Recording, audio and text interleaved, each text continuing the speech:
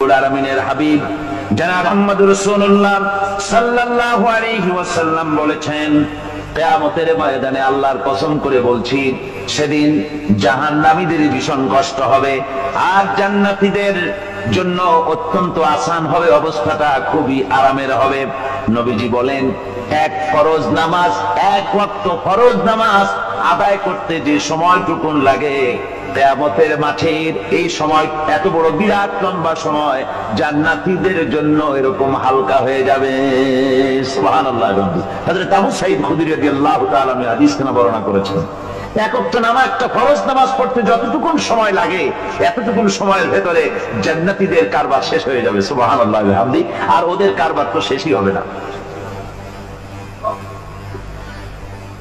وَيَوْمَ تَشَقَّقُ السَّمَاءُ بِالْغَمَامِ وَنُزِّلَ الْمَلَائِكَةُ تَنزِيلًا। ওরা ফেরেশতা দেখতে চায়, সেদিন আসমান সমূহ বিদীর্ণ হয়ে মেঘ পুঞ্জ বেরিয়ে আসবে, আত্মপ্রকাশ করবে, তার ভেতর থেকে ফেরেশতারা ক্রমাগত নাযিল হতে থাকবে। আর অবস্থাটাই হবে, আল মুলকু ইয়াওমাইযিনিল হাক্কু লিররহমান ওয়া কানা ইয়াওমান আলাল কাফিরিনা আসীরা। আর সেদিনে বাদশাহী হবে কেবলমাত্র রহমানের। ওয়া কানা ইয়াওমান আলাল কাফিরিনা আসীরা। আর সেই কিয়ামতের দিন, সেই সময়টা হবে কাফেরদের জন্য বড়ই কঠিন। এখানে কিয়ামতের কিছু কথা বলা হচ্ছে, কিছু আভাস দেওয়া হচ্ছে যে আসমান সমূহ বিদীর্ণ হয়ে মেঘ পিণ্ড বেরিয়ে আসবে এবং তার থেকে ক্রমাগত ফেরেশতারা নাযিল হতে থাকবে। আল্লাহর হাবিব বলেছেন, কেউ যদি কিয়ামতের দৃশ্য দেখতে চায়, সেজন্য সূরা ইজা শামসু কুবিরাত ওয়া ইজা সামাউ ফাতারাত, ইজা সামাউ শাক্কাত, এই সূরাগুলি যেন পড়ে, তাহলে কিয়ামতের দৃশ্য তার চোখের সামনে প্রতিভাত হবে। কিয়ামতের দৃশ্যটা আসলে কেমন হবে, সেই সূরাগুলি তেলাওয়াত করলে সে বুঝতে পারবে। যেমন আল্লাহ পাক বলছেন, ইযাস সামাউ ফাতারাত ওয়া ইযাল কাওয়াকিবু তাফারাত ওয়া ইযাল বিহারু ফুজ্জিরাত ওয়া ইযাল কুবুরু বুসিরাত। যখন আকাশসমূহ চূর্ণ বিচূর্ণ হয়ে যাবে আর তারকাসমূহ বিক্ষিপ্ত হয়ে পড়বে, সমুদ্র মহাসমুদ্রগুলি দীর্ণ বিদীর্ণ হয়ে যাবে, কবরগুলি সব উদ্গীরণ করে দেবে, তার মধ্যে যা আছে সে সবগুলি। আবার আল্লাহ পাক বলেন, ইযাশ শামসু কুবিরাত ওয়া ইযান নুজুমুন কাদারাত ওয়া ইযাল জিবালু সুয়্যিরাত। সূর্য যখন ঢেকে যাবে, তারকাগুলি যখন বিপর্যস্ত হয়ে যাবে আর পাহাড়গুলি যখন চালিয়ে দেওয়া হবে, এই দৃশ্য তোমরা দেখতে পাবে। فَإِذَا النُّجُومُ طُمِسَتْ وَإِذَا السَّمَاءُ فُرِجَتْ وَإِذَا الْجِبَالُ نُسِفَتْ। সেদিন অবস্থা এমন হবে, সমস্ত তারকাগুলি স্তিমিত হয়ে যাবে আর আকাশসমূহ দীর্ণ বিদীর্ণ হয়ে যাবে। আর দেখতে পাবে পাহাড়গুলি, সমস্ত পাহাড়গুলিকে উড়িয়ে দেওয়া হবে। আবার অবস্থা আরো কি হবে, فَإِذَا بَرِقَ الْبَصَرُ وَخَسَفَ الْقَمَرُ وَجُمِعَ الشَّمْسُ وَالْقَمَرُ। যখন চক্ষু বিস্ফারিত হয়ে যাবে মানুষের, চাঁদ আর সূর্য নিষ্প্রভ হয়ে যাবে, সব একাকার হয়ে যাবে, চন্দ্র এবং সূর্য তার অস্তিত্বকে হারিয়ে ফেলবে। শুধু তাই নয়, وَحُمِلَتِ الْأَرْضُ وَالْجِبَالُ فَدُكَّتَا دَكَّةً وَاحِدَةً। জমিন ও পাহাড়গুলির মধ্যে সংঘর্ষ লাগিয়ে দেওয়া হবে, আর তা এক ধাক্কায় জমিন এবং সমস্ত পাহাড়গুলি চূর্ণ বিচূর্ণ হয়ে যাবে। সুবহানাল্লাহ ওয়া বিহামদিহি। আল্লাহ রাব্বুল আলামিন বলছেন, এইভাবে করে কিয়ামতের দৃশ্য, বিভীষিকাময় দৃশ্য তোমরা দেখতে পাবে। আর সেদিনের রাজত্বটা কার হবে? الملك يومئذ الحق للرحمن। সেদিনের রাজত্ব হবে কেবলমাত্র রহমানের। অর্থাৎ যেসব কৃত্রিম বাদশাহী দেখে তোমাদের চোখে ধাঁধা লেগে গিয়েছে, তোমাদেরকে দুনিয়ার বাদশাহী দেখে তোমরা ধোঁকায় পড়ে গিয়েছো, এসব বাদশাহী কিছুই টিকবে না সেদিন। সেদিন শুধু বাদশাহী থাকবে একমাত্র আল্লাহ পাকের। কার থাকবে বাদশাহী? হুজুরে বলেন কার? আল্লাহ রাব্বুল আলামিন যখন কিছুই থাকবে না ঘোষণা করবেন লিমানিল মুলকুল ইয়াউম লিল্লাহিল ওয়াহিদুল কাহ্হার। আজকে কার রাজত্ব? চারিদিক থেকে আওয়াজ আসতে থাকবে, পরাক্রমশালী আল্লাহ রাব্বুল আলামিনের রাজত্ব। আর কারণ নয়, হাদিস শরীফে এসেছে, বুখারী মুসলিম শরীফের হাদিসে এসেছে, আল্লাহ নবী বলেন আল্লাহ রাব্বুল আলামিন তখন তার এক হাতে আকাশ মণ্ডলীকে ধারণ করবেন, আর এক হাতে জমিনকে ধারণ করবেন। আকাশ মণ্ডলী এক হাতে, জমিন এক হাতে। এভাবে আল্লাহ রাব্বুল আলামিন বলবেন আইনাল জাব্বারুন আইনাল মুতাকাব্বিরুন। কোথায় সেই স্বৈরাচারীরা? কোথায় সেই দুর্বিনীত অহংকারী স্বৈরাচার যারা আমার জমিনের উপরে, আমার মানুষের উপরে রাজত্ব চালিয়েছে? তারা আজকে কোথায়? কোথায় সেই অহংকারীরা? আল্লাহ পাক সেদিন যে বলবেন, সেদিন তো বলবেন, কিন্তু দুনিয়ার মাঝেও স্বৈরাচার যারা, অহংকারী যারা, তাদের শাস্তি পৃথিবীর বুকেও দেন। আর সেদিন তো দিবেনি। কত স্বৈরাচার আমরা দেখলাম, কত অহংকারী দেখলাম, যাদের তর্জনী হেননে লক্ষ কোটি কোটি মানুষ উঠতো আর বসতো। তাদের জিল্লাতির সঙ্গে আল্লাহ রাব্বুল আলামিন কতজনকে বিদায় করে দিলেন।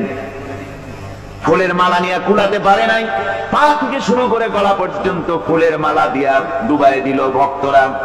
আবার আল্লাহ রাব্বুল আলামিন এমন শাস্তি দিলেন, ফুলের মালার পরিবর্তে জুতার মালা নিয়ে জেলের মধ্যে ঢুকাইয়া দিলেন।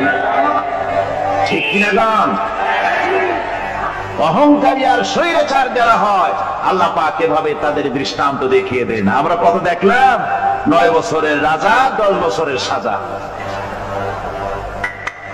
পৃথিবীর মুখে যারা অহংকার করে, যারা স্বৈরাচার হয়, আল্লাহর আইনকে যারা বৃদ্ধঙ্গুষ্টি প্রদর্শন করে, আল্লাহ পাক তাদের জমিনেও দেখান। এখানে চূড়ান্ত ফয়সালা আল্লাহ করেন না, আসল ফয়সালার জায়গা তো আছেই, তবে এখানে নমুনা দেখায় দেন। কিন্তু মুশকিল হচ্ছে, ইতিহাসের সবচাইতে বড় শিক্ষা হলো ইতিহাস থেকে মানুষেরা শিক্ষা গ্রহণ করে না। একজনে যে কাম করে বিপদে পড়ে, আর একজন এসে আবার সেই পথেই অগ্রসর হয়, নিশ্চিত মৃত্যুর পথে। আমার বন্ধুগণ, আল্লাহ পাক বলছেন সেই দিন আমার রাজত্ব হবে, আর কারো রাজত্ব হবে না। ওয়াকানা ইয়াওমান আলাল কাফিরিনা আসীরা। আর ওই দিনটা, ওই কিয়ামতের দিন হবে কাফেরদের জন্য সবচেয়ে কঠিন। সবচাইতে কঠিন হবে কাদের জন্য? কাফেরদের জন্য। কাফের কারা? কাফের হচ্ছে তারা যারা নাকি আল্লাহর আইনকে অস্বীকার করেছে, আল্লাহকে অস্বীকার করেছে, আল্লাহর আইনকে অস্বীকার করেছে। ওরা কি? কাফের। কুফর শব্দের অর্থ হচ্ছে গোপন করা। এই জন্য অন্ধকার রাতকে আরবিতে কাফের বলা হয়েছে, অর্থাৎ যা সব জিনিসকে অন্ধকার দিয়ে ঢেকে দেয়। তো কুফর হচ্ছে সেই জিনিস যা মহাসত্যকে ঢেকে দেয়, সত্যকে, মহাসত্যকে ঢেকে দেয় যে জিনিস, সেটাকে কুফর বলা হয়। আর এই কাফের অন্ধকারে ঘুরে মরে, সে কোন আলোর খোঁজ পায় না। আল্লাহ রাব্বুল আলামিন বলেন, কাফেরদের কথা এখন শোনাচ্ছেন আল্লাহ পাক, ওয়াল্লাযীনা কাফারু আউলিয়াউহুমুত তাগুতু ইউখরিজুনাহুম মিনান নূরি ইলাজ যুলুমাত। যারা কাফের, যারা কুফরি অবলম্বন করেছে, তাদের সাহায্যকারী আর পৃষ্ঠপোষক হচ্ছে তাগুত। তাগুত বলা হয় সেই শক্তিকে যে শক্তি শুধু নিজেই আল্লাহর আইন অমান্য করে বসে থাকে না, বরং অন্যদেরকে আল্লাহর আইন অমান্য করতে বাধ্য করে। ওদেরকে আরবিতে কি বলা হয়? তাগুত বলা হয়। আর এই তাগুতি শক্তি, এই তাগুত হয় তার সাহায্যকারী, যা তাকে আলো থেকে টেনে অন্ধকারের ভেতরে নিয়ে যায়। আর কাফের হচ্ছে আল্লাহ পাকের ভাষায় অর্থাৎ কোরআনের ভাষায় কাফের হচ্ছে সবচাইতে নিকৃষ্ট প্রাণী, সবচাইতে নিকৃষ্ট জীব। মহাসত্যকে যারা স্বীকার করেছে, যারা আল্লাহকে মানে না, যারা আল্লাহ কোরআনকে মানে না, যারা ইসলামকে স্বীকার করে না, তারা সবচাইতে নিকৃষ্ট প্রাণী। আল্লাহ রাব্বুল আলামিন বলেন, ইন্না শাররাদ দাওয়াবি ইনদাল্লাহিল্লাযীনা কাফারু ফাহুম লা ইউমিনুন। নিশ্চয়ই আল্লাহর জমিনে সব বিচরণশীল জীব যত আছে, আল্লাহ বলছেন আমার জমিনে বিচরণশীল জীব যত আছে তার মধ্যে সবচাইতে নিকৃষ্ট প্রাণী হলো যারা ঈমান আনে নাই, যারা বিশ্বাস করে না আমি আল্লাহকে, যারা পরকালকে বিশ্বাস করে নাই, যারা কোরআনকে বিশ্বাস করে নাই, যারা ইসলামকে বিশ্বাস করে নাই, পৃথিবীর মধ্যে তারা সবচাইতে নিকৃষ্টতম প্রাণী। আল্লাহ বলেন শুধু নিকৃষ্ট জনক নিকৃষ্ট প্রাণী বললেই সারে না, এরা হলো চতুষ্পদ জানোয়ারের মতো। কে বলতেছেন? আমি বলছি না, কিন্তু আল্লাহ পাক বলতেছেন চতুষ্পদ জানোয়ারের মতো কাফেররা। وَمَثَلُ الَّذِينَ كَفَرُوا كَمَثَلِ الَّذِي يَنْعِقُ بِمَا لَا يَسْمَعُ إِلَّا دُعَاءً وَنِدَاءً। এই কাফেরদের দৃষ্টান্ত হচ্ছে সেই রাখালের মতো, যে রাখাল তার পশুদেরকে ডাকে আর ওই পশুরা একটা ডাক শোনে মাত্র, কিন্তু কি যে বলে তা তো পশুতে বোঝে না। কথা বুঝতে পারছেন?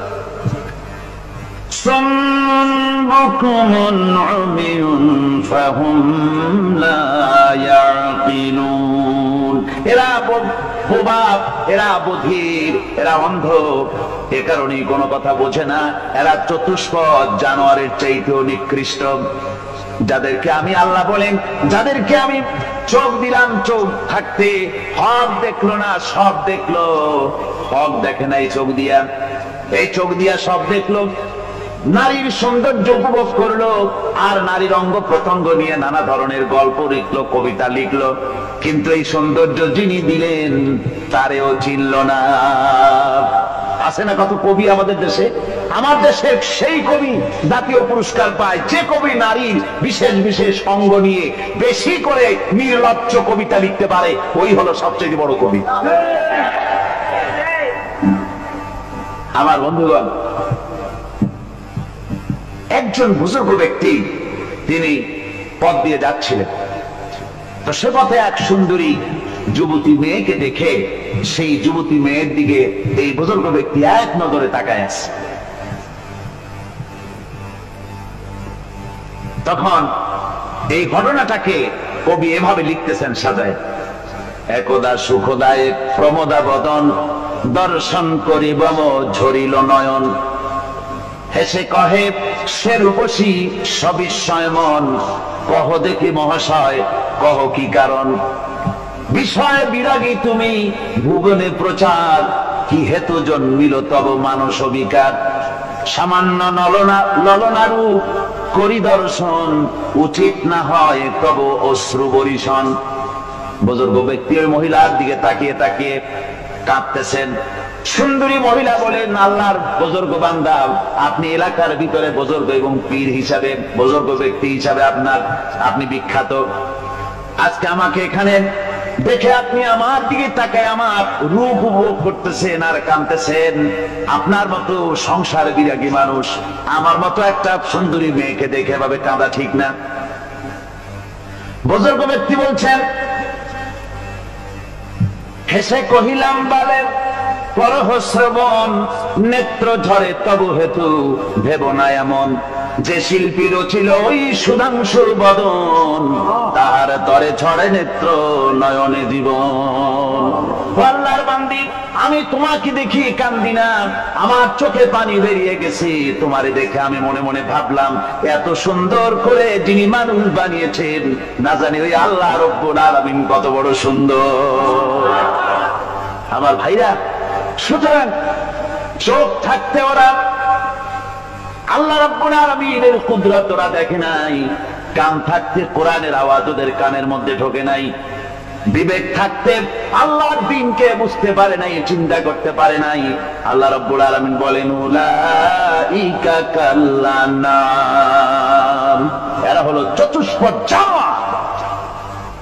বালহুম আদাল, শুধু জানোয়ার না, জানোয়ারের চাইতেও নিকৃষ্ট। এমনই জানোয়ার, আল্লাহ বলেন শুধু জানোয়ার না, জানোয়ারের মতো শুধু খায় জনমের মতো। والذين كفروا يتمتعون ويأكلون كما تأكل الأنعام। এই কাফেরগুলির কাম শুধু ফুর্তি করা, গান বাজনা, নাটক, গল্প, এই সব কাজ তাদের। নামাজ নাই, রোজা নাই, আল্লাহ চিন্তা নাই, তাহাজ্জুদ নাই, পরহেজগারি নাই, শুধু গান আর নাচ। দেখেন না ফুর্তি। এই যে 1 জানুয়ারি রাত 12টার সময় আমার ঘুম ভেঙে গেল, এই যেখানে আমি ছিলাম, বিকট আওয়াজ। আমি মনে করলাম পাশের বাড়ি বুঝি ডাকাত পড়ছে। পরে বাড়িওয়ালা আমাকে বললেন যে ডাকাত না, বোধহয় এই নিউ ইয়ার সেলিব্রেট হচ্ছে, নতুন বৎসর উদযাপন হচ্ছে বোমা দিয়ে, শহরবাসী আরামের ঘুম হারাম করে এগুলি করা হচ্ছে। এ তো গেল 1 জানুয়ারি। আর যখন আমাদের নিজেরটা যখন আসে, অর্থাৎ 1 বৈশাখ, তখন দেখছেন অবস্থা 1 বৈশাখে। এবছর আমাদের দেশে 1 বৈশাখে ঢাকায় যে দৃশ্য আমি টিভির মধ্যে দেখলাম, তাতে আমার মনে হয়নি যে 12 কোটি মুসলমানের দেশে রাজধানীতে এই দৃশ্য হচ্ছে। আমার মনে হচ্ছে এটা বুঝি কলকাতা অথবা অন্য কোন শহর হবে। আমি দেখলাম সমস্ত যুবক যুবতী, নারী পুরুষ, বিভিন্ন বয়সের লোক সব একসঙ্গে রাস্তায় নেমেছে, নাচতেছে। তার মধ্যে বুদ্ধিজীবী আছে, শিক্ষিত লোক আছে, সমানে নাচতেছে। আর তাদের মুখোশ পরা, বানরের মুখোশ, কুকুরের মুখোশ, শূকরের মুখোশ, ঘোড়ার মুখোশ, পাতি শিয়ালের মুখোশ, এই মুখোশ পরে এভাবে নাচতেছে। আমি চিন্তা করলাম, নববর্ষের সাথে কুত্তার মুখোশের সম্পর্ক কি? নববর্ষের সাথে পাতি শ্রীগালের মুখোশের সম্পর্ক কি? তাহলে ওরা কি বলতে চায় যে আগামী বছরটা আমরা কুত্তার ভূমিকায় অ্যাক্টিং করব, অথবা শ্রীগালের মতো ঝুট্টামি করব জাতির সাথে? তারপরে কি করলো? সকাল বেলায় যুবক যুবতী 1 বৈশাখ সূর্য উদয়ের আগে রমনা লেকের পাড়ে গিয়ে সব দাঁড়িয়েছে বাসন্তী রঙের শাড়ি পরে।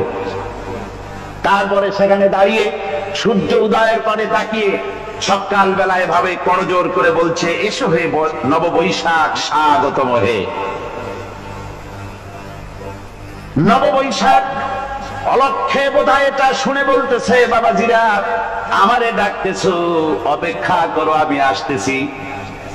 আমারে ডাকতেছো, আমি আসতেছি, কোমরে গামছা বেঁধে আসতেছি, 225 মাইল স্পিডে আসতেছি, 30 ফুট উঁচু জলোচ্ছ্বাস নিয়ে আসতেছি, নববৈশাখের মজা সাত চাকায়। আমার ভাইরা, মুসলমান নববর্ষ উদযাপনের সাথে মুসলমানের কিসের সম্পর্ক? মুসলমান যদি এই দিন উদযাপনই করে, তাহলে তাকে করতে হবে ফজরের নামাজ পড়বে।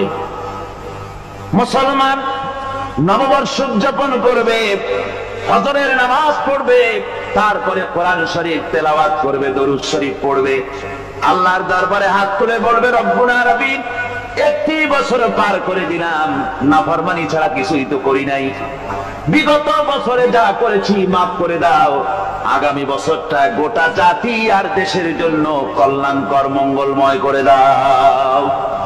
এটাই তো বলা উচিত ছিল নাকি? বলে তা না করে, তা না বলে, বৈশাখের পরিচালককে না দেখে সরাসরি বৈশাখকে আহ্বান করা হয়েছে, আর বৈশাখ আহ্বান করার মজা জনমের মতো দেখাই দিয়েছে। আল্লাহ রাব্বুল আলামিন তাই বলেন, কাফেররা তাদের কাজ হলো শুধু খাওয়া, তারা এমন খাওয়া খায় জনমের মতো খায়। ইয়াকুলুনা কামা তাকুলুল আনাম, জানোয়ারে যেমন খায় ওই রকম খায়। তার মানে খায়, একটু বিসমিল্লাহ কয় না, খায় যখন ছেড়ে দেয় তখন আলহামদুলিল্লাহ বলে না। বাঁ হাত দিয়ে খায়, আবার বাঁ হাত দিয়ে খায়, ডাব একটা কাটলো বিসমিল্লাহ নাই, খাইলো, 2-4 ঢোক খাইয়া পুরা ডাবটার ফেলাই দিল। ডাবটা কি তোমার বাজান তৈরি করছিল নাকি? একটু বিসমিল্লাহ বললা না, একটু শুকরিয়া আদায় করলাম। আমি গত এই ডিসেম্বর গেল, ডিসেম্বরের 16 তারিখ আমেরিকা থেকে এসেছি। ওখানে দেখলাম তারা প্রতি নভেম্বর মাসে শেষ বৃহস্পতিবার থ্যাঙ্কস গিভিং ডে অবজার্ভ করে। তা আমি জিজ্ঞেস করলাম থ্যাঙ্কস গিভিং ডে জিনিসটা কি? ওরা বললো এটা হচ্ছে এই যে গড আমাদেরকে সারা বছর ভালো খাওয়াইছে, আমাদেরকে ভালোভাবে পড়াইছেন, সুন্দর রেখেছেন, এই জন্য আমরা গডকে থ্যাঙ্কস দেই নভেম্বরের এই শেষ দিনটিতে। সারা বছরে ভালো খাইছি, ভালো থাকছি, এই জন্য গভর্নমেন্টকে মানে গডকে থ্যাঙ্কস দিলাম। আমি আমার আলোচনায় সেখানে বললাম যে দেখেন রাশিয়ার সাথে আমেরিকার পার্থক্য তো এখানে, ওরা গডকে অস্বীকারই করেছে, গডই মানে না। আর এরা গডের নামাজ রোজা বা ইবাদত কিছু করুক আর না করুক, গডের অন্তত একটা ধন্যবাদ দেয়। ওরা ওদের ডলারে লিখেছে ইন গড উই ট্রাস্ট, প্রত্যেকটা ডলারে লেখা আমরা গডে বিশ্বাস করি। তো শুকর আদায় করলে তো আল্লাহ বাড়িয়ে দিবে। আল্লাহ রাব্বুল আলামিনের সুন্নাত হলো শুকর যদি কেউ আদায় করে আল্লাহ বাড়িয়ে দেন। লা ইন শাকারতুম লা আযীদান্নাকুম ওয়া লা ইন কাফারতুম ইন্না আযাবী লাশাদীদ। আমার নিয়ামতের শুকর যদি আদায় করো আমি বাড়ায় দেব, আর যদি নিয়ামতের শুকর আদায় না করো তাহলে মস্ত বড় শাস্তি তোমাদের জন্য রেখেছি। তো আমেরিকা শুকর আদায় করে নিজেরা খাইয়া, কিন্তু ওদের জমিন হলো বিশাল জমি। আমি কয়েকবার গিয়েছি এবং বহু স্টেট সফর করেছি। ওদের জমিন এত ফার্টাইল, জমিনে যদি রীতিমতো তারা ফসল ফলাতো, এই ফসল সারা দুনিয়ার দরিদ্র ভূমুক্ষ জনতাকে খাওয়াইয়া বাঁচাইতে পারত। কিন্তু ওরা তা করে না। ওরা করে কি? ওরা মুনাফার হার, বাজার দর ঠিক রাখার জন্য নির্দিষ্ট পরিমাণ জমিনে ফসল ফলায়, কিন্তু জমিন এতই উর্বর ওদের মেজারমেন্ট করা, মাপ করা, হিসাব করা ফসল হয় না, ফসল হয় বেশি। তখন বাড়তি ফসলকে তারা প্রতি বছর লক্ষ লক্ষ টন আলু আর গমকে তারা সমুদ্রে নিক্ষেপ করে। তাদের আলু এবং গম সেই সময় তারা নিক্ষেপ করে সমুদ্রে যখন ইথিওপিয়া, সুদানে মানুষ না খেয়ে মরছে। পৃথিবীর বিভিন্ন দেশে মানুষ ক্ষুধার যন্ত্রণায় যখন চিৎকার করছে, আর তাদের এই চিৎকারে আকাশ বাতাস ভারী হয়ে যাচ্ছে, তখন ওরা এই কামটি করছে। তাই আমি প্রথম দিন বলেছিলাম যে রাশিয়া যেমন খান খান হয়েছে, অস্তিত্ব বিলুপ্ত হয়েছে আল্লাহর সাথে নাফরমানি করার কারণে। আপনারা বলতে পারেন কমিউনিজম কি একটা সহজ ব্যাপার? একটা বিরাট শক্তি। পৃথিবীর বুকে কত দেশ তারা ডমিনেট করতেছিল, কোন যুদ্ধ নাই, কোন রক্তপাত নাই, বিনা ধাক্কায়, বিনা বাতাসে, বিনা ঝড়ে বিশাল মহিরুহু চিৎপটান। এটা হলো কেন? কেন হলো রাশিয়ার এই দশা? আমি লালদিঘির ময়দানে বলে গেছিলাম, আমি চিন্তা করে যেটা পাইছি সেটা হচ্ছে এই, দুনিয়ার সমস্ত মতবাদ আল্লাহকে কোনো না কোনো প্রকারে স্বীকার করে। তার কথা মানুক আর না মানুক, আছে একটা কিছু, এতটুকু বলে যে আল্লাহ আছেন বা গড আছে বা একটা কিছু আছে। কমিউনিজম, সমাজতন্ত্র হলো পৃথিবীর একমাত্র নিকৃষ্ট মতবাদ, যে মতবাদ সরাসরি আল্লাহকে স্বীকার করেছে, বলেছে আল্লাহ নাই, দেয়ার ইজ নো গড। তারা ধর্মকে আফিম বলেছে। আল্লাহ পাক তাই কোন যুদ্ধ ছাড়া, কোন মারামারি ছাড়া, কোন রক্তপাত ছাড়া এই বিশাল শক্তিকে উৎকারে উড়িয়ে দিলেন, তুলার মতো হয়ে। ওটা রাশিয়া তুলার মতো হয়ে, পেঁজা তুলা, ধোনা তুলার মতো হয়ে সব উড়ে চলে গিয়েছে। অস্তিত্ব বিলুপ্ত হয়ে গিয়েছে। কিন্তু আমাদের দেশের খুচরা কমিউনিস্টরা এখনো স্বপ্ন দেখে। ওই যে কালকে বলেছি, তারা বলে কলমের খোসা এটা এখনো নষ্ট করা যাবে না, এটা এখনো চালু করা হবে। এখনো চীনে আছে, এখনো কিউবায় আছে। ওই কিউবা থেকে, চীন থেকে ফিদেল কাস্ট্রোর একটু আওয়াজ শোনে, চীন থেকে মিস্টার ব্যাং নাকি জানি না, ব্যাং এর আওয়াজ শোনে, আর তাই মনে করে এ বুঝি সমাজতন্ত্রের বিজয়ের গান। না, চীন থেকে আর কিউবা থেকে যে আওয়াজ আজকে উঠতেছে, এই আওয়াজ সমাজতন্ত্রের বিজয়ের আওয়াজ নয়, এটা হলো সমাজতন্ত্রের মরণ যন্ত্রণার গোঙানির আওয়াজ। কাজেই এরা দুনিয়ার বুকে শুধু আনন্দ এবং ফুর্তি করে, আল্লাহর হককে, আল্লাহকে চিনতে তারা ব্যর্থ হয়েছে। আল্লাহ রাব্বুল আলামিন বলেন, অবিশ্বাসীদের কৃতকর্ম, তাদের কাজগুলি, তাদের কর্মফল সব নিষ্ফল হয়ে যাবে। والذين كفروا أعمالهم كسراب بقيعة يحسبه الظمآن ماء। আল্লাহ পাক বলেন, কাফের যারা, অবিশ্বাসী যারা, যারা আমাকে অস্বীকার করেছে, অবিশ্বাস করেছে, তাদের আমলগুলি হলো মরুভূমির মধ্যে মরীচিকার মতো। মরুভূমির মরীচিকা, মানুষ যখন মরুভূমির ভিতর দিয়ে যায়, পানির পিপাসা লাগে, দূরে দেখে পানি চিকচিক করতেছে, আর ওই মরীচিকা যেটাকে সে পানি মনে করেছিল,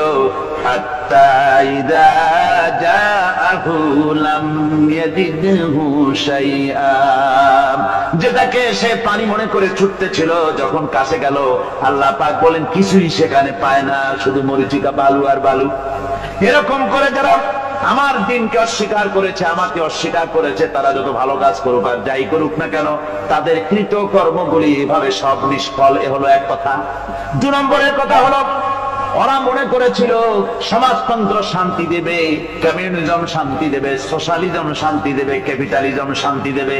এই শান্তির চিন্তা করে অগণিত মানুষকে হত্যা করে সমাজতন্ত্রের রাজত্ব যখন কায়েম করলো, 70 বছর চলে গেল, তারপরে তারা দেখলো হাত্তা ইযা জাআহু লাম ইয়াজিদহু শাইআ, কিচ্ছুই পেল না। তারা ক্ষুধার যন্ত্রণা মরলো, কাপড় নাই, খাবার নাই।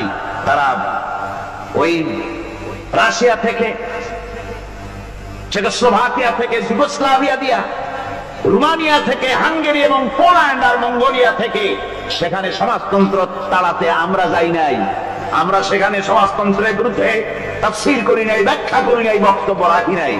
ওই সব দেশ থেকে সমাজতন্ত্র তাড়াইছে কে? কারা দাঁড়িয়েছে? না না, ওরা নিজেরাই, সেই দেশের জনগণই এটাকে উৎখাত করেছে তাদের জমিন থেকে। আল্লাহ পাক বলছেন, যারা আমার দিনকে, আমার বিধানকে যারা অস্বীকার করবে, তারা এই অস্বীকারী অবস্থায় যদি মৌত হয়, আমার সমাজতন্ত্রী কোনো ভাই যদি মাহফিলে থাকেন, কমিউনিস্ট কোনো ভাই যদি মাহফিলে থাকেন, তাহলে শুনুন আল্লাহ কি বলতেছেন। আল্লাহর দিনকে, আল্লাহর কোরআন, পূর্ণাঙ্গ জীবন বিধান, অর্থনীতি আছে, সমাজনীতি আছে, রাজনীতি আছে, কথা যারা বিশ্বাস করে না, কোরআনকে শুধুমাত্র নামাজ, রোজা, হজ, যাকাত আর বেহেশত দোজখ যারা মনে করে, জীবন ব্যবস্থা মনে করে না, এই অবস্থায় যদি মারা যায়, আল্লাহ রাব্বুল আলামিন বলেন, ইন্নাল্লাযীনা কাফারু ওয়া মাতু ওয়া হুম কুফফারুন উলাইকা আলাইহিম লানাতুল্লাহি ওয়াল মালাইকাতি ওয়ান নাসি আজমাইন। আল্লাহ রাব্বুল আলামিন বলেন, আমাকে অস্বীকার করার অবস্থায়, আমার দ্বীনকে, বিধানকে অস্বীকার করার অবস্থায় যদি মওত হয়ে যায়, তাহলে আল্লাহ, ফেরেশতা এবং तमाम পৃথিবীবাসীর অভিসম্পদ তার উপরে হতে থাকে, লানত হতে থাকে। খালিদিনা ফিহা লা ইউখাফফাফু আনহুমুল আযাবু ওয়া লা হুম ইউনজারুন। এই অভিসম্পদ অবস্থায় তারা সব সময় লিপ্ত থাকবে, না তাদের আযাবকে কমায় দেওয়া হবে আর না তাদের কোন রকম অবকাশ দেওয়া হবে। এখন আরো মজবুত কথা